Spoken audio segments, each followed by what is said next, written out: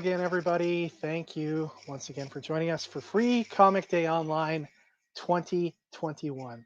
We're going to get to the exclusive reveals in just a moment, but I wanted to again reiterate for anyone who wasn't on our first live stream this morning at 10 a.m. I want to talk to you a little bit about what Free Comic Day Online is all about. So last year, 2020, of course, we had the whole start of the COVID-19 pandemic, and we're still dealing with that in a lot of areas across North America and all over the world. And what happened in 2020 was the first Saturday in May, every year for years and years, has been Free Comic Book Day. So a day for comic shops, fans, and creators, and publishers, and everybody in the industry to celebrate everything that's awesome about comic books. In 2020, that event had to be canceled for the first Saturday in May. Many areas were in a lockdown, or they couldn't get into their stores, or they couldn't serve their customers in stores. So ultimately, the event was pushed off to later in the year, and then it ended up becoming like a Free Comic Book Month thing. It wasn't the same, right? So we wanted to not let that day pass without doing a Free Comic Day of some sorts online, where we could recreate the experience here. So we did that. It was awesome. Huge success, had a lot of fun. And this year, yet again, Free Comic Book Day has been postponed till August of this year, just in light of a lot of stores having limits on capacities that are allowed by their local governments. Some stores that are not able to be open to the public, much like Stadium Comics right now. We can only do curbside service for our customers. We can't have anybody in our physical store. So that kind of makes it difficult to hold an event like Free Comic Book Day at this point in the year. And hopefully in August, things will clear up and stores like ours will be able to participate much like we have in the past. But anyway, Free Comic Day Online is an event of our own making. We decided we wanted to do something to celebrate the awesomeness of comics on the first Saturday in May, like we have always done. And that's why this event is when it is. With that being said, we did a big sale this morning for key issues, modern key issues and variants and CGC books. Some of that stuff is still available on our website. Head on over there. Also, if you haven't had a chance to add free comics as part of your order yet, you'll have a chance to do so now with these exclusives. So you can feel free to add free comics, and I'll show you how to do that. And please remember that it's just one order of free comics per household. If you do multiple orders, we don't want to see you adding free comics to each order, because we won't be able to fill that. So anyway, let's have a look at stadiumcomics.com real quick, and I'm going to show you what's going on there. So let's share the screen here. And I'm going to show you how to add those free comics to your cart if you haven't been able to do so already. Here's our website. And on here, you're going to see, just make that bigger for you. Right up at the top here, you're going to see our Free Comic Day online sale, which has a lot of those books that we talked about earlier. So you're going to go in here and you'll see all the stuff that we still have available. And you're also going to see this here, Free Comic Day Online, which is the free books to add them to your cart. So that's how you can make that happen. Again, must be with a purchase and only one order per household, please. So with that being said, you can see the exclusives just popped up here. So let's talk about our exclusives. We've got 3 low print run exclusives that are all dropping as part of today's event. And that is 2 from Archie Comics and 1 from Vault Comics. And then I'm going to show you the books, and then we're going to bring our good friend Adam Gorham, who's been happy enough to join us today, and we're so happy to have him to do a Q&A. He's one of the artists on our variant covers, and we're going to talk about his new series, The Blue Flame, and a bunch of other stuff that we're going to talk about with Adam. And then if you guys have any questions for Adam, feel free to drop them in the comments here, and we'll try to get those answered for you. Okay, so first things first, let's have a look at our 2 Archie exclusives. And let's just bring those up here. All right. This isn't our exclusive, but this is the inspiration behind our exclusive. Anybody who is a huge sports card collector back in the 80s and 90s will recognize this card. It is the Bill Ripken 1989 Fleer card. Uh, Quite infamous for what's written on the butt of the bat. I won't repeat the words here, but it is known as the F face card. Quite the story behind this card. It it passed through so many eyes before it was published. Fleer had no idea. Bill Ripken had no idea at the bat that he was holding. This went in packs of Fleer cards in 1989, and it instantly became a sensation. Everybody had to have this card. As a kid growing up in the 80s and 90s, this was one of the grails that we sought after. Um, Funny thing about this card is at the time, the 80s and 90s were a different time. Bill Ripken claimed that it wasn't him that wrote it on there. It must have been one of his team members playing a joke on him. But years later, it came out that in fact it was a batting practice bat that he used, and he wrote that on the butt of the bat just so that he could quickly pull it out of a pile of bats for batting practice if he needed it. So interesting story there, but very sought after card. There ended up being a bunch of different error variations of this where they tried to scratch out the writing on the card and white it out and do any number of things. But in any event, it inspired this variant here that I'm going to show you for Everything Archie #1. This is the Archie Andrews Freckle Face card. You can see that the writing has been changed up on the bottom there to say Freckle Face, which is much more Archie appropriate and family friendly. But this is by Nuno Pereira, and he did an amazing, amazing job recreating that card. Um, so incredibly awesome what Nuno was able to achieve here, and just the level of detail in it. This is limited to just 250 copies, and if you head over to stadiumcomics.com right now, you can grab this as part of the. You click on the Everything Archie um, uh, image there, and it'll bring up the option to buy this card. You can buy this, sorry, not this card, this comic. This is a comic book, not a card. You can buy it as part of a set with all the other variants for Everything Archie, including the other one I'm about to show you, or you can buy it on its own for $14.99. Awesome cover to have in your collection. Okay, this is the Marvel 25th anniversary frame cover for Captain America 323. Now, back in 1986, Marvel was celebrating the 25th anniversary of their, Stan Lee, created universe, the launch of Fantastic Four. So they did these awesome frame covers, anniversary frame covers, that have kind of been become sought after in recent years.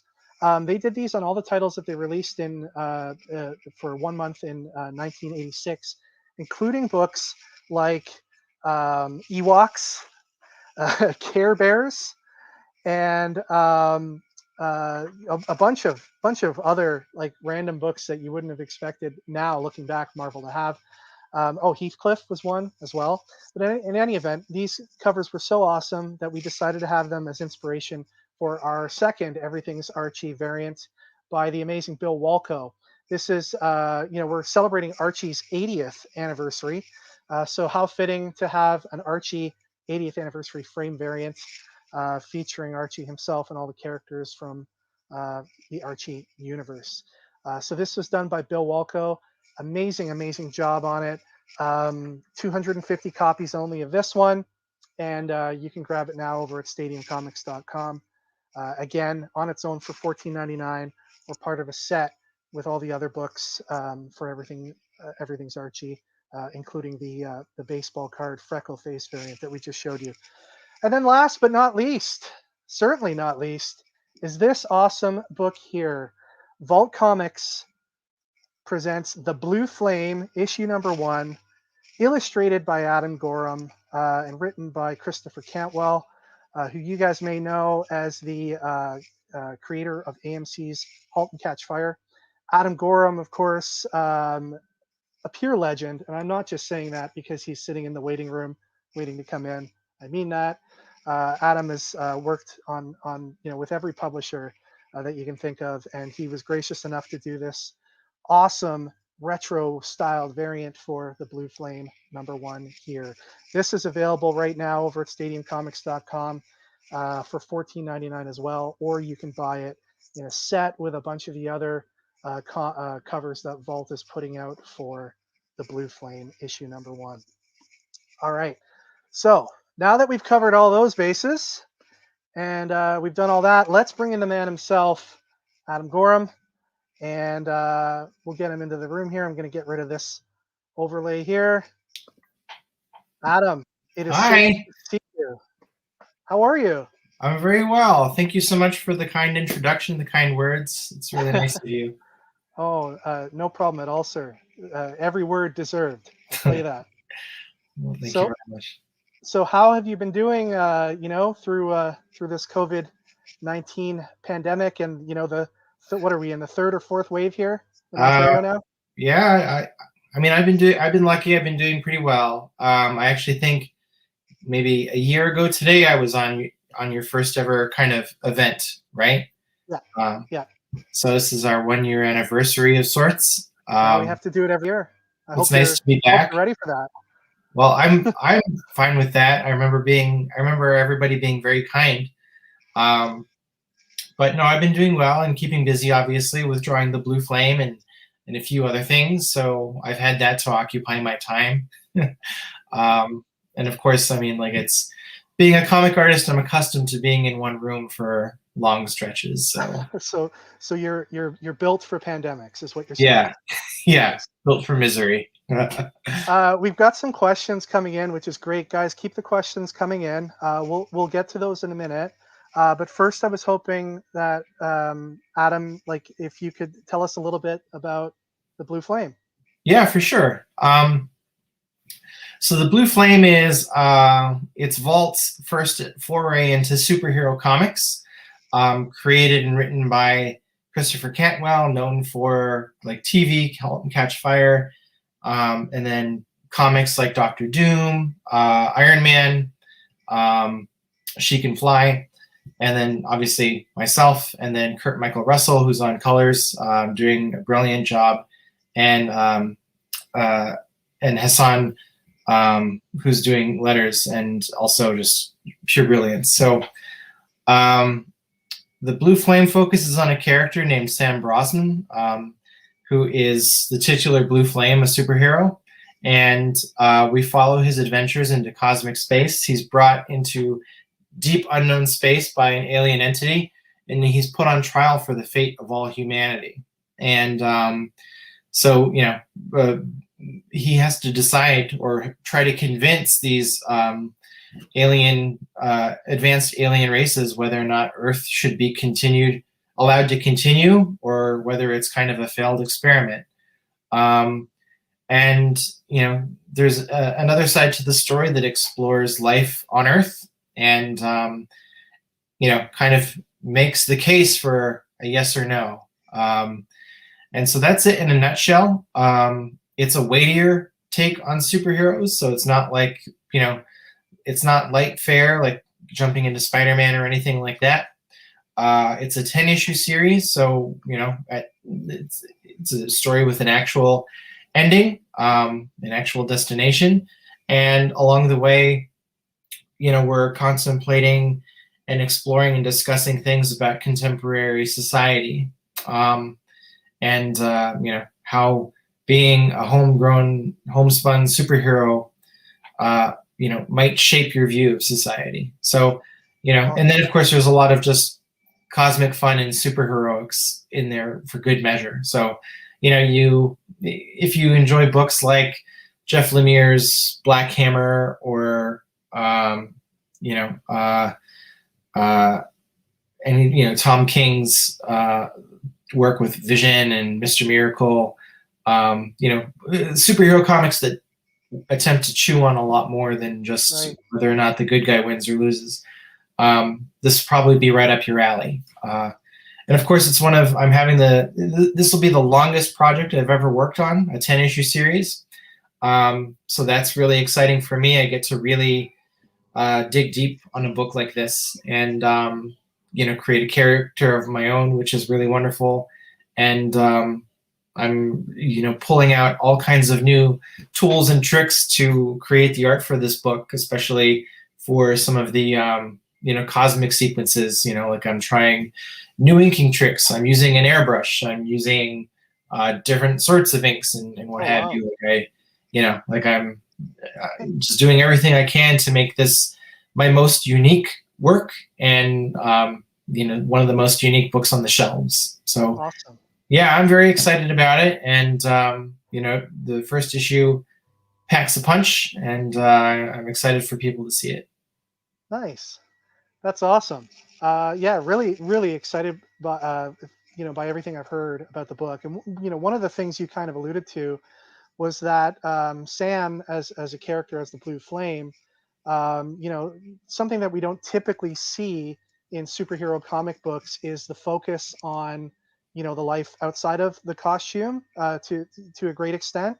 Mm-hmm. And this sounds like a book where we're going to be getting a lot of that kind of content, where not only are we going to be exploring Sam from the perspective of being this hero, but we're also going to be taking a really deep dive into his personal life and struggles that he deals with as a person outside of the suit. What was that like for you?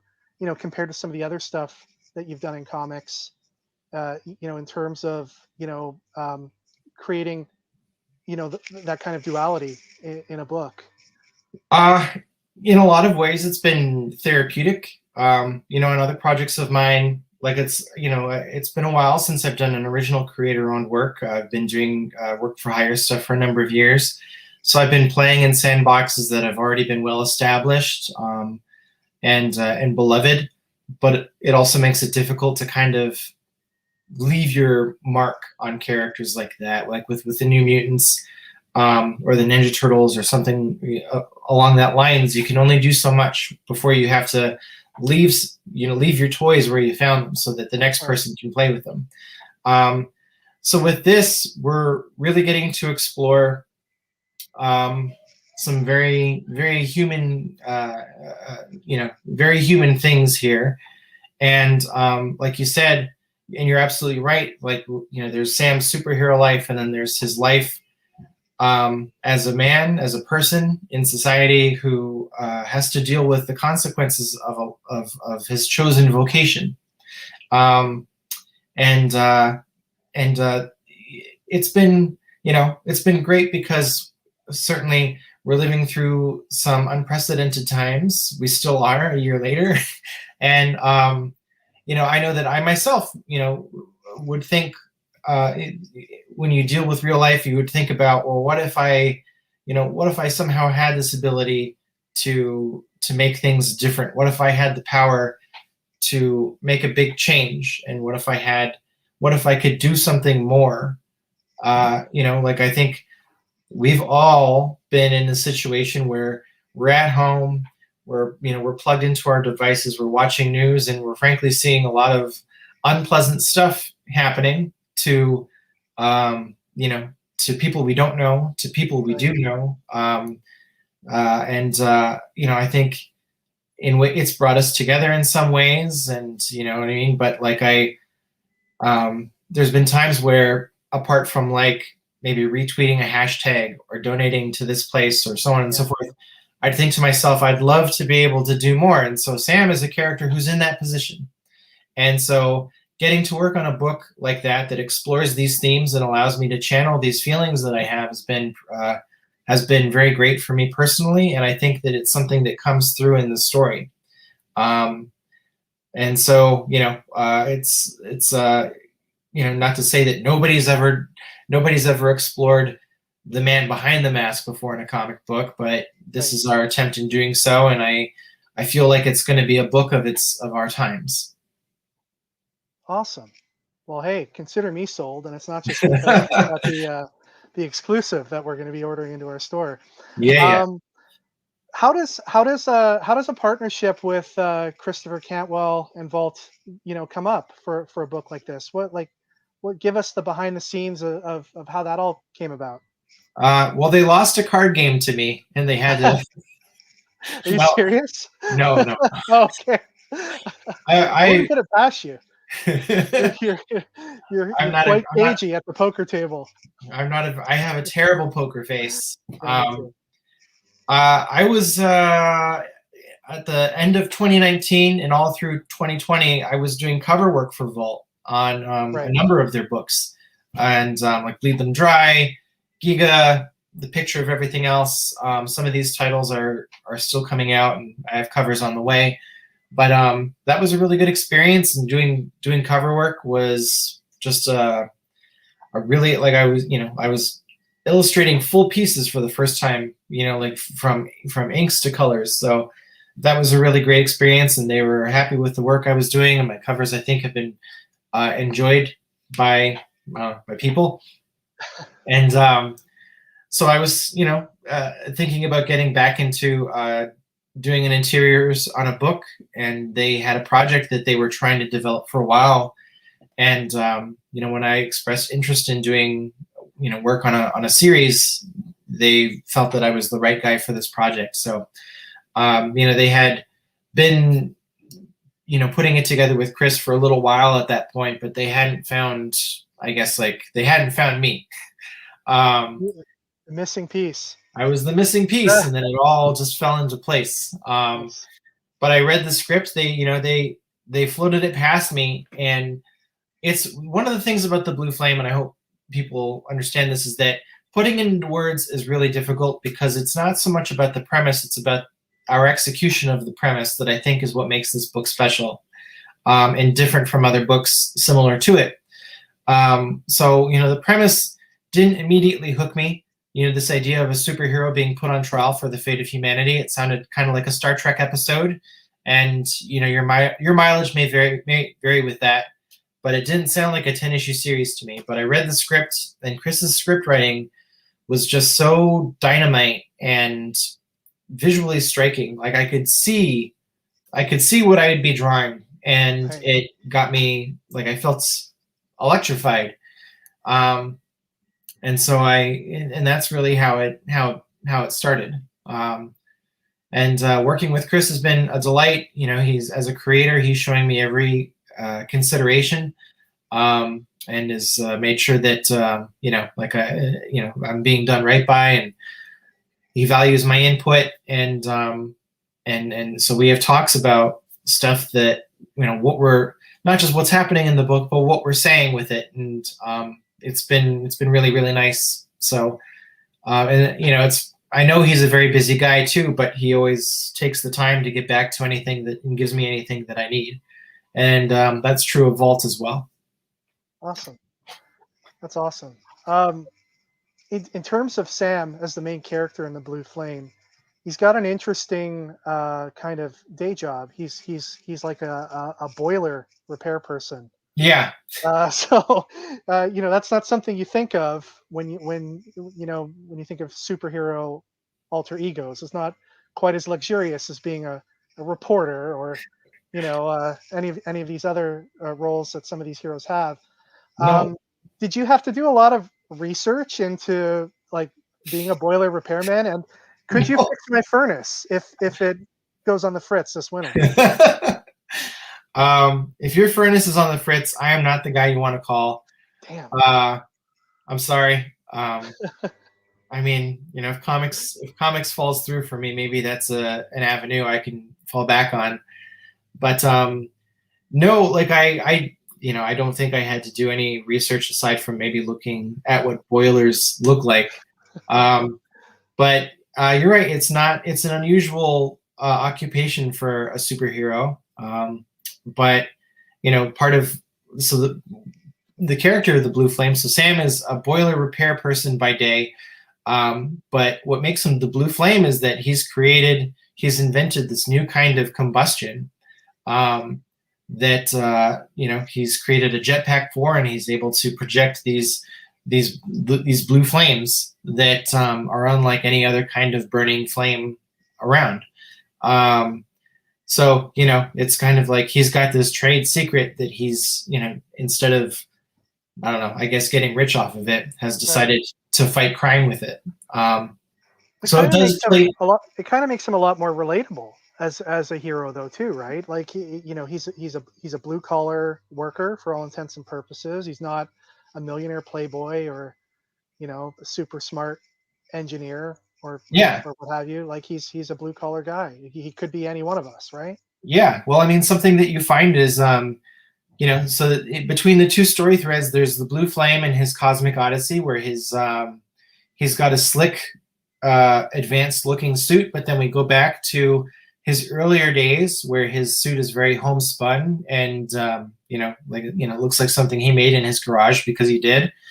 When we're back on Earth, it's set in Milwaukee in the United States, and he's a hometown superhero, and he has affiliates who are he and some other blue collar people who are self-made superheroes have their little superhero league and so they're local heroes to Milwaukee, and those are characters that you get to meet in the book as well, and so they are very relatable, and they are kind of almost darling in a way. The way they're just kind of like, they're just people who decided that they needed to do this for one reason or another. I think that reminds me of the Tick cartoons in a lot of ways, where you would see just like these wacky, all these superheroes, but they'd be in a diner or they would be at the post office, and they seemingly never changed out of their outfits. Right. That's awesome. Yeah. So you're working with Christopher Cantwell on this. Of course, he's got as you went over his resume. Awesome achievements. You didn't go over your resume though, and we'll get to that in a minute. Okay. You were humble about that.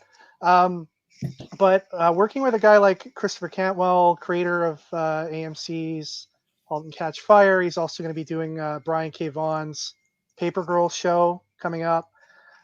So he's heavily ingrained in the creative industry and working with TV and all that. Do you ever find yourself just like casually dropping show idea hints to him when you're like working on the project? You're like, hey Christopher, there's this comic artist, right? And he's out of milk. He's got to go to the store. And you ever just like slip those in as you're going? No, I keep all those nuggets for myself. Those are gotcha. That's in my that's what I'll be getting rich off of. You know what I mean? I'll be all of my best ideas they're up in here, and I plan to hatch those, and then I'll reap the benefits of my good plan. My groundbreaking comic. But no, we actually, all of our conversations revolve around the story that we're telling. I haven't even told him directly that I've liked his other stuff, even though I do. I loved *Halt and Catch Fire*. Such a great show. I'm reading Iron Man, and I'm really enjoying it. And I'm not a casual Iron Man reader by any stretch, but I love what he's doing on that title. So I'm a fan of his stuff. I've never told him that.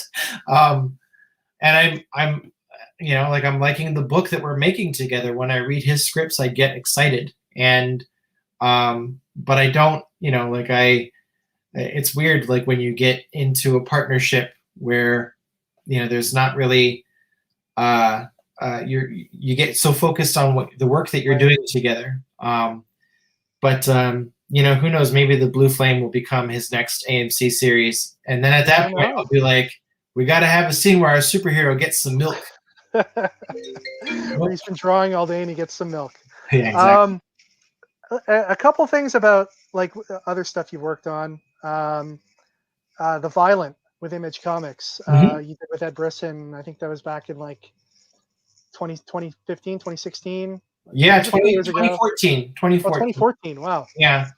So you're working on a sequel to that. Yeah, very loosely at this point, but Ed's written. We had. So The Violent is a very special book. Ed's one of my favorite writers in comics, and I feel really lucky to have gotten to work and create something with him. And I feel like he's probably one of the most underrated and undervalued writers right now. so when we started the plan was to always tell this kind of layered crime story, that would be kind of like, you know, every volume would be a self-contained story, but there'd be some connected tissue. So, you know, in that story, we followed a married couple who had left a life of crime and, you know, drug abuse behind them, and find that life trying to pull them back in. And so one of the characters in that story, we follow them to their childhood in the 80s, and some shenanigans that they got up to. And you know, that would be set in Kelowna, BC. So Ed wrote this really great script, and I began drawing it in 2020, and it's something that I'm still working on and we're putting together. So it's definitely in the works. Awesome. And it's something that I'm doing while I'm juggling a few other things, the Blue Flame being one of them. But it's definitely on its way, and it's a story that I'm eager to tell. Fantastic. Thanks for sharing that. Oh, no problem. We've got some questions from some of the viewers. Okay. So somebody asked how old you were when you first started drawing. I always drew when I was, like, you know, since I was old enough to pick up a crayon, I was drawing, and I really just never stopped. But I didn't get serious about pursuing a career in comics until I was like in my 20s. You know, like I had gone to art school, I had some formal training, but the thing about comics is that there isn't really a clear pathway into the industry. One of the biggest secrets I get asked all the time about, not just, you know, if I draw or how long I've drawn, but I often get asked, how does a person get into comics? And comics is, it's this weird, it's almost like an Egyptian riddle or something like that, because there's nobody that you give a resume to. There's no, like, you don't go to DC's, you know, place and drop off a resume. And if you do, they throw it out. Yeah. They've thrown me out, but comics is one of these things where, like, the only thing you need to do to get into comics is to make them. Right. That's literally it. And so, you know, I got into comics because when I decided to finally do it, get off my butt and finally do it instead of just saying that I wanted to do it, I found a writer, and he gave me an opportunity to draw a book, and I took it and I made the most of it. And when it was all said and done, I then had a book in my hands that I could then hand off to other people and say, look what I did, and if you want me to do that for you, you know, we can talk. And that's how my career got started, and it was just one stepping stone after another. But what changed everything for me was, instead of, you know, it's good to build a portfolio and it's good to draw sample pages and everything, and take those to editors and whatnot. But for me, the best way is to actually just make a book and take it to, you know, bring it to market, and whether that's putting it online for people to see, Right. or bringing it to a convention when we have conventions again. It's, you know, when people see that you can create something without having a gun to your head, or you know, that you can do it, you can get the job done, then it gives people confidence, and that you can do that for them, and you'll find other opportunities. So I've been drawing since forever, but I didn't get serious about making comics until I was you know, in my 20s, and needed to do something with my life. I felt like, you know, I have a baby on the way. I should probably get serious about having a career. So that's what changed things for me. Awesome. And you've had quite the career, Adam.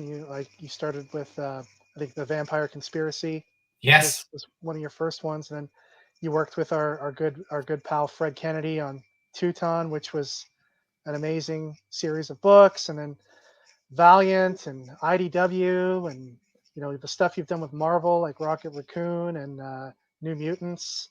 Nothing but hits. Yeah, nothing but hits. Nothing but hits. You have a bunch of like, well, they don't have gold records, I guess, in comic. Well, maybe you have gold comics on your wall, all your hits. No, but you've had quite a career so far, and it's awesome to see you um, doing this book with Vault. I think it's Vault is, man, they are a publisher on the rise. A lot of great stuff put out by them in the last couple of years, and I'm sure they're going to keep growing in the future.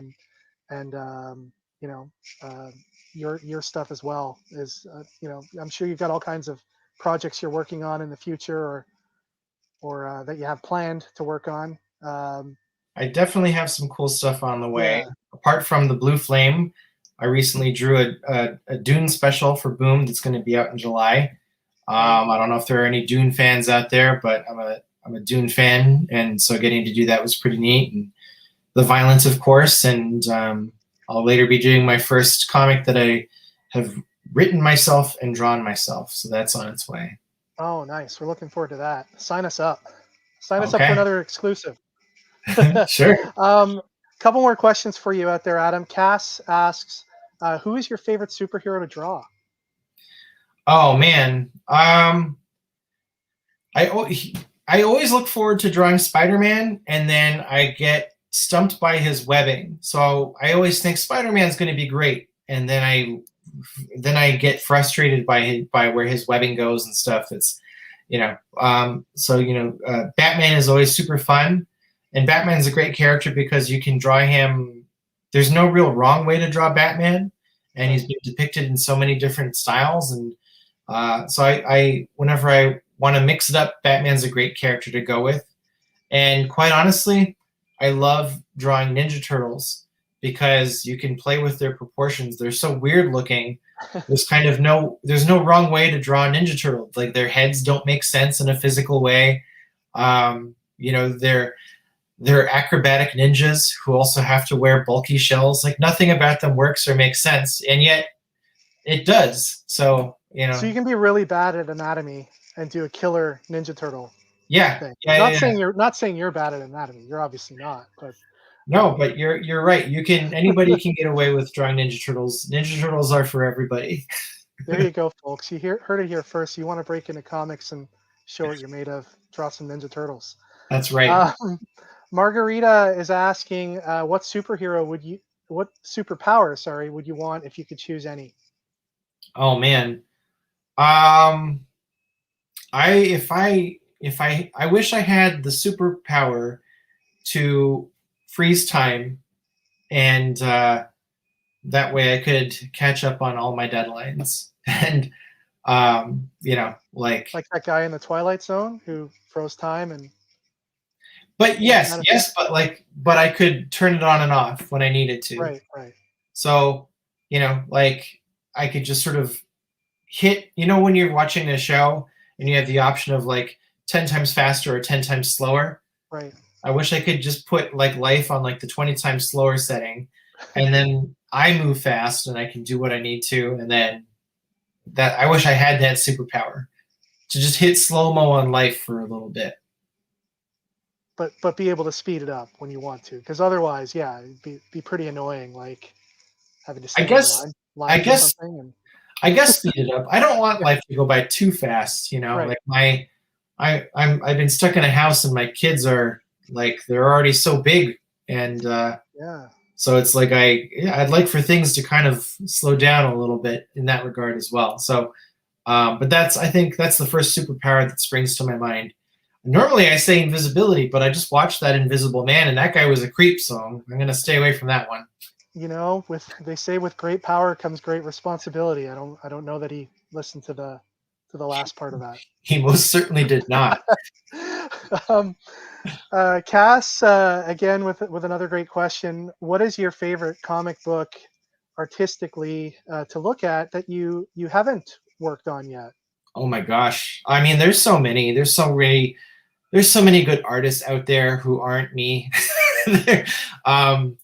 There's just a lot of really brilliant work being done. I'm reading Eternals that Esad Ribic draws, and I mean, Esad's anatomy is incredible, but also he is able to draw scale and scope really, really well. So he's somebody that I look at when I want to draw a cityscape or like an alien world or something like that. He does that exceptionally well. Um, I mean, it's funny. There's like so many answers that I could like that I'm drawing a blank. I mean, I could reach over. I have a stack of comics right here that I read and that I love. But we're here to talk about me. Yeah, exactly. But The no, hell with there's all them.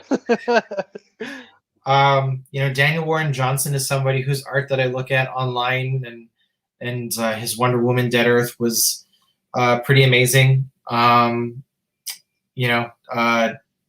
Riley's art is he's a friend whose work I really admire. Michael Walsh, of course. Michael Walsh is doing The Silver Coin right now, and which is a really good book. You should pick that up. He and I are friends, and I saw him build that book from the ground up, and so his work is truly inspiring and incredible, and he's just getting better. Peach Momoko is a cover artist whose covers I adore, and I can't seem to throw a stick and not hit a Peach Momoko cover. They're just amazing, and they're everywhere. They're out there. Yeah, and Sweeney Boo is an artist who her work is really inspiring for me. It's very different from what I do, but I look at what she does very well and try to absorb that, which is like she's a great storyteller and a great character actor. And so, whenever I feel like I'm being too stiff and not animated enough, she's somebody that I look at to kind of get those juices flowing. Really cool.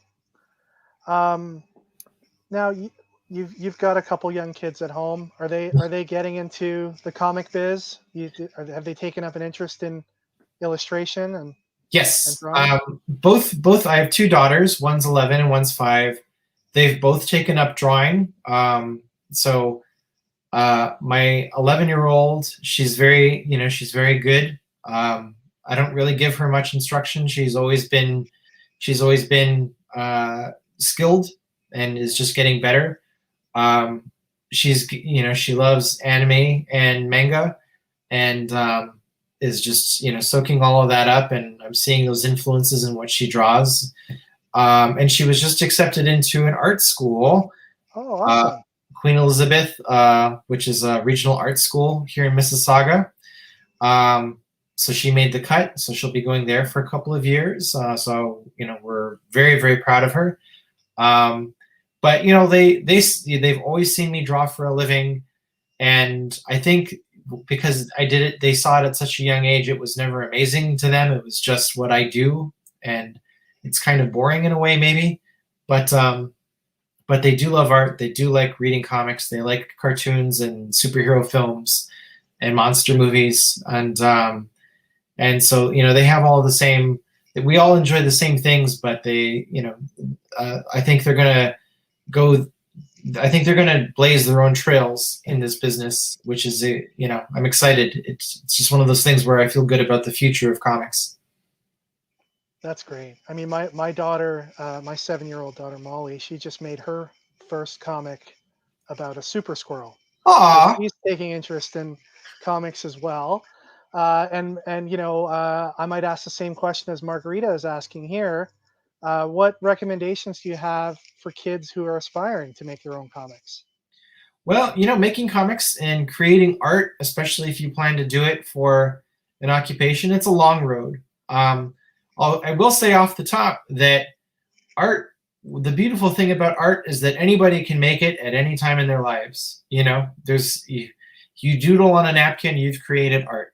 If you're expressing yourself through creative means, you've made art.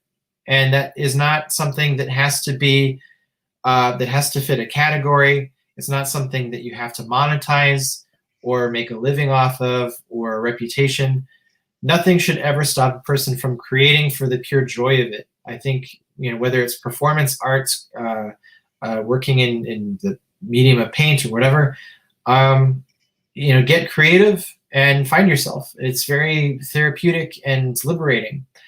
But obviously, if you want to make comics, there's a lot of things that that you have to tackle down the line. But first and foremost, have fun telling stories. When you draw comics, you're not drawing pictures; you're telling a story, and you're an author. And so you should the whole point of sequential panels is that you're bringing the reader along on a ride, and so that's the mode of thinking that you should put yourself into. So and kids, as I'm sure you know, Kevin, their imaginations are buck wild, and they go anywhere. And so sometimes kids will say things that'll make me go, put that on paper. Right. And so encouraging kids to do that at an early age is a smart move, and getting them to hone those skills is one way to develop those abilities. But yeah, so I mean, the big thing is just kind of like start with simple stories, and I do mean simple, plan a 4 to 6 page story, even less than that, 1 to 2 pages. You know what I mean? Crawl before you walk, walk before you run, and develop an ability to tell short stories that have a beginning and middle and end, and then build on that. And you don't need anything fancy. You don't need professional paper or materials. Grab anything that you can make a mark on, and you can make a comic out of it.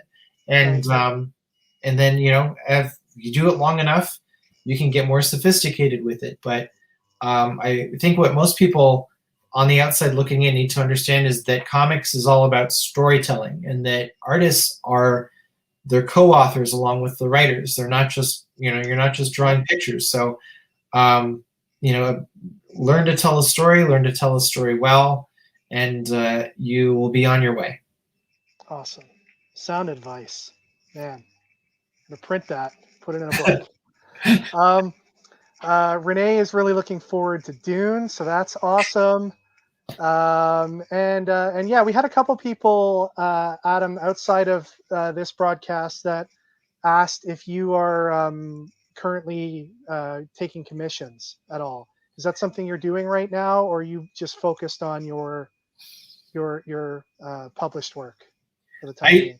I do keep an open commission list, and so if people are interested in commissions, I encourage them to contact my art rep, Cam Jarvis. So you can visit his website, inkyknuckles.com, and inkyknuckles.com, and you can make a commission inquiry and or buy some original art, or you can email him at cam@inkyknuckles.com and make inquiries there. I do have a little bit of a list going that I need to get to, but I never officially close my convention slots. It's just I ask people to be patient. Well, good things come to those who wait, right? Well, I mean, if you've seen my commissions, you know that that's absolutely true. I don't pull punches on commissions, so you're gonna get something nice. That's right. And if you don't want to wait for commission, check out some of that original art. That's right. Or buy a copy of the Blue Flame #1 from fine comic shops like Stadium Comics. Yes, then you get a cover and 22 pages filled with art. There you go. Adam, I want to thank you so much for coming on and answering all of our questions about the Blue Flame and everything else going on in your life, and the advice you've given. I really, really appreciate it. And let's do this again soon. Yeah, absolutely. I'd love to. And I can't wait until we can, have permission from our government to meet up again and go out for a drink or dinner, or have you out to the store to do a signing, or any number of those things in whichever order. Yep, I'm right there with you. I'd love to do all those things as well. Before I forget, the cover, the cover itself, that's a Stadium Comics exclusive that everybody must get. I want to say that the cover was actually hand painted. The colors hand painted by Hillary Jenkins, who's worked on books. Let's share that for everybody again so that they can see it. Yeah. So Hillary Jenkins is a Canadian artist who has worked on Grass Kings and Black Badge and she's somebody who I've wanted to work with before. We tried to pitch a book together with our good friend Fred Kennedy, Right. and so the colors that you see are hand painted. She's a traditionally taught painter, and so that's gouache, I believe, and it's all by hand. So she's amazing. So go check her work out. I was really excited to have her do this for me because I wanted to nail this vintage aesthetic, and it just made sense. Like since I drew, all of the text on the cover, it made sense to take a traditional approach to the color as well. So just before I'd regret not throwing that information out there. Very appreciative of that info, and you guys knocked it out of the park. You nailed it. Thank you. I love the left side there, where the blue flames taking off from the stadium logo. Yeah. That was a nice touch. Well, this is like it's a tribute to EC Comics, that Right, style right. of pulp comics in that cover format, but it's not a direct homage to any particular cover or book. So like this is the closest thing would have been like EC Comics Science Fantasy, and they had a little rocket ship going up the side of their cover. This just made sense to me. And the stadium logo in that corner is just a stroke of genius on behalf of Tim Daniel, who designs all of Vault's books. So like he put that there. I had not expected him to put that there, and I don't think that there's a better place for it. It's just amazing. So the whole team on this, I'm very proud of the work that we did together. And Truly a collaborative effort. Yeah. yeah, so it's probably, it might be my favorite cover for the whole series. I was just It's gonna just, ask. Yeah, of course it yeah, is. I just this morning had a look at all the covers that we have for the first issue, and this is the one probably dearest to my heart. So, if that adds any value to it, I hope Way so. to sell it, Adam. Way to sell it. Yeah, yeah. I appreciate it. Do Well, you want to listen, get it? Do Adam. you want to get a cover that I don't personally love? No, God, no. Okay, great. Adam, thank you so much. I'm gonna let you go, and Okay, I'll wrap it up with the folks here. There's a couple of questions about the free comic book day books and stuff like that, so for sure. I'll spend a couple minutes with them. But again, I want to thank you so much for doing this, and it's always a pleasure speaking with you. And can't wait to read the Blue Flame when it comes out. I believe May 26th. I think is the 26th release or date. 25th. One of those days. Just in time for May 2 for a weekend. Yes, yes. Now the stadium version will ship out starting in the first week of June, so it'll be delayed 1 week. But yeah, really appreciate it, Adam, and wish you nothing but success with this launch. Thanks, Kevin. All It was right, great being here. Have a great rest of your show. Thank you, thank you. everybody. Take care, Adam. Well, there you have it, guys. The legend himself, Mr. Adam Gorham. I really want to appreciate you guys for chiming in with some great questions and for sticking around through this broadcast. We're going to wrap it up in a minute. We just have a couple questions. Craig is asking if we're selling any of the free comic book day packs with all the free comic book day issues in them like previous years. That is a great question, Craig, and it's great to hear from you. Craig, we've run into you at a bunch of our events in the past. Really appreciate you checking in on us. This event that we're doing today isn't actually Free Comic Book Day. It's Free Comic Day Online, which we're doing because Free Comic Book Day has been postponed till August of this year. So it'll be happening in mid-August. And, when that event comes around, there'll be special books that are designated Free Comic Book Day books. Our event here for Free Comic Day Online, we're taking books that we have as part of our inventory because we wanted to keep Saturday, May 1st, the first Saturday in May, all about the comic book industry. We're including books that we have in our existing inventory for free that you can get with purchase. So it's stuff like this Hellfire Gala official guide, which came out recently. And the Dark Age Stadium exclusive variant, stuff like that. The Bloodshot Rising Spirit, variant that's by Adam Gorham, who we just had on here. Stuff like Sovereigns issue #1 from Dynamite. Let's see. Oh, Batman Incorporated issue #1 is one of the books that you may get. They're chosen at random based on stuff we've had in our inventory. Domino Hot Shots #1. Our Spider-Man Marvel Action exclusive from IDW by Alex Milne. So all kinds of different books. Some past Free Comic Book Day books like this Spider-Man Free Comic Book Day cover by Ryan Stegman. Yeah, so when Free Comic Book Day rolls around, we usually will make comics available. Like we never sell the free comics directly. They have to be given away for free. But sometimes what we'll do is we'll bundle some free comics in with other items that we have up for sale. So keep an eye out for that in August. Hopefully we'll have something for you then, Craig. But by all means, take advantage of the sale we have going on right now. Guys, thank you so much for joining us today. We are going to wrap it up. Really appreciate you guys tuning in. Hope you guys were able to take part in either one of our sales this morning or the exclusives that we just revealed. Really happy with those 3 exclusives. Can't wait to hold them in our hands. And I hope you guys all have a wonderful rest of your day. And, hopefully this time next year, we'll be having Free Comic Book Day again on the first Saturday in May. But if not, we'll be here again to do another online version of our own event, Free Comic Day Online. Take care, everybody. Have a great day. And thanks for everything. Bye now.